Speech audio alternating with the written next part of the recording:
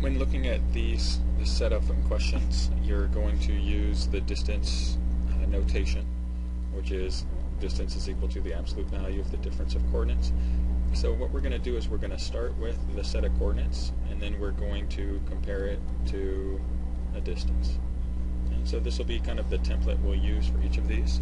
So for number 19, the distance between 5 and x is no more than 3. So determine which of those two are coordinates and which one's the distance. Well, here's your distance, 3. So we're going to take the absolute value of the difference of the other two coordinates. So absolute value of x minus 5. And we're going to compare that to 3. And now we're just going to use the term, is no more than. So this whole thing is no more than, so it can equal that but not be any more, so it has to be less than 3 and it can equal 3, and so this would be your inequality form for this expression.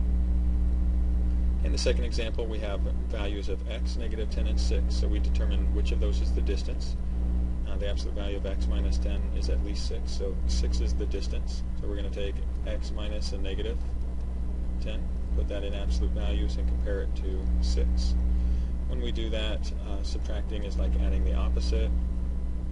Is at least 6. It means it can be greater than 6, and it can equal 6.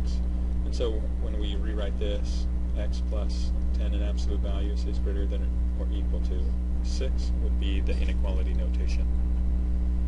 And the next one, we have y, 6, and 0 are the values. The one that is our distance is at least 6 units. That's our distance. So we're going to take the absolute value of y minus 0, compare that to 6, and it is at least. So it can be greater than 6 or equal to 6. And we simplify the absolute value of y, the 0 can be left out, is greater than or equal to 6 would be your solution. The final one from this set, we have a coordinate. The two coordinates here are y and a. The distance is 2. Take the absolute value of y minus a and then compare that to 2. It is at most 2, so it can't be any more. So it's less than 2, but it can equal 2. So this would be your solution.